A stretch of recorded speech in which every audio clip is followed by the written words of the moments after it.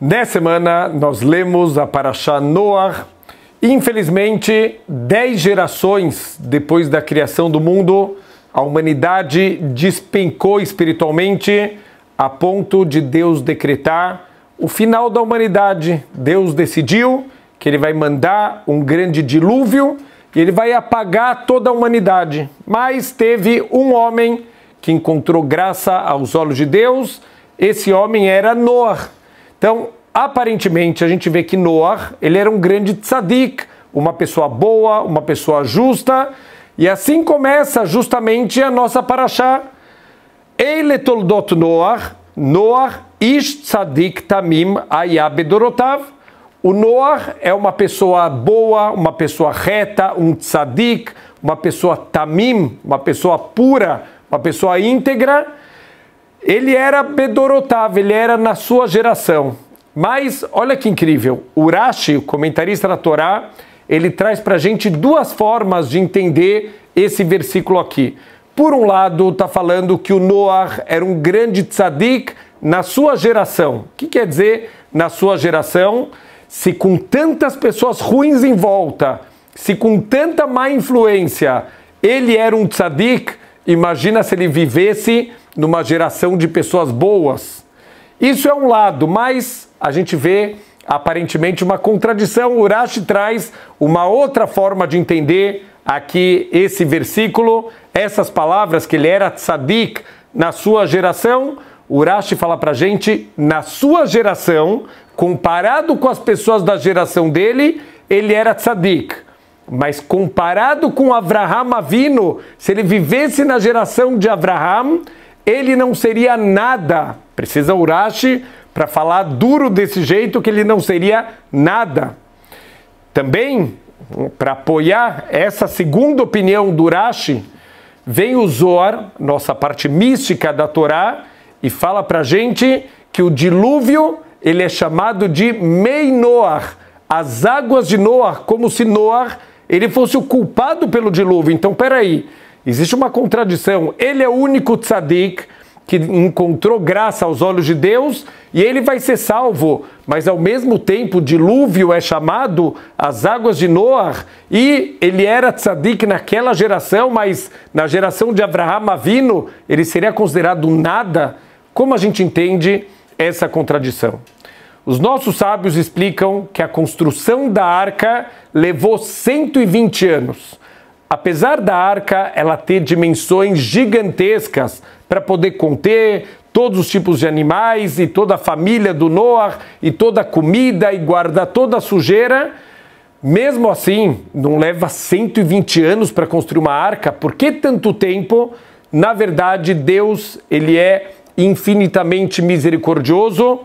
Ele queria dar uma chance da humanidade se arrepender. Então ele falou para o Noach construir a arca. Isso vai chamar a atenção das pessoas. As pessoas vão olhar o Noach e falou: o que você está fazendo? É uma casa? Ele falou: não, uma arca. Uma arca? Para que uma arca? Olha, Deus ele vai destruir o mundo, ele vai mandar um dilúvio. Se arrepende para você poder entrar na arca também. Essa era a ideia de Deus, de fazer a construção por tantos anos, dar a chance das pessoas se arrependerem. Mas, infelizmente, o que a gente percebe? Que somente Noach e a família, eles entraram na arca. O Noach, em 120 anos, ele não conseguiu convencer ninguém. Ele não conseguiu trazer mais ninguém para a arca. Vamos comparar ele com um dos pilares do mundo, Avraham Avinu.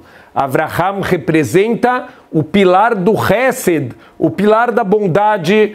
A porta da casa dele estava aberta. Na verdade, ele tem 4 portas na casa dele, aberta em todas as direções para receber todo mundo que está passando. Ele recebia as pessoas com amor, ele ensinava sobre Deus, ele ensinava sobre a bondade. O tempo inteiro ele está ajudando as pessoas.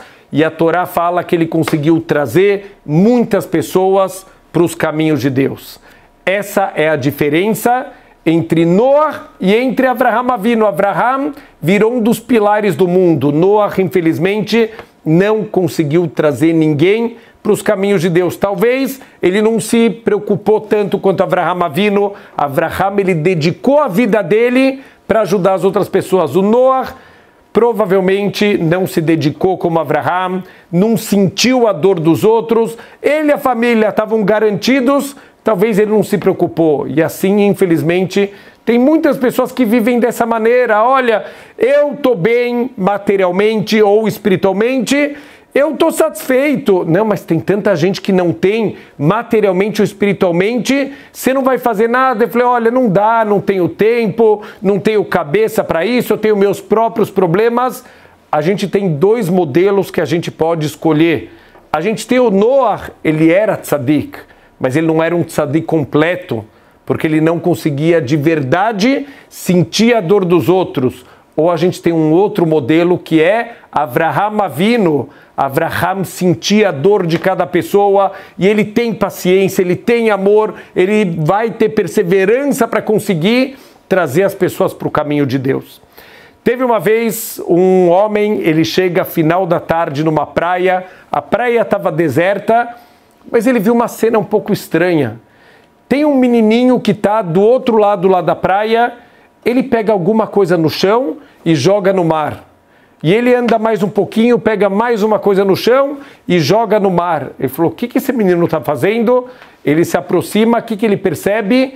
Como a maré tinha baixado, muitas estrelas do mar, elas acabaram atoladas, ficaram presas e elas acabam morrendo se elas não estão dentro do mar. Então o que esse menininho fazia? Ele pegava a estrela do mar e jogava para dar vida para ela de novo. Esse homem vira para o menino e fala, olha, desculpa, mas você é tonto. Olha o tamanho da praia, menino. Você não vai conseguir salvar todas as estrelas do mar. Para que você fica aqui gastando o teu tempo? O teu trabalho não vai fazer diferença nenhuma.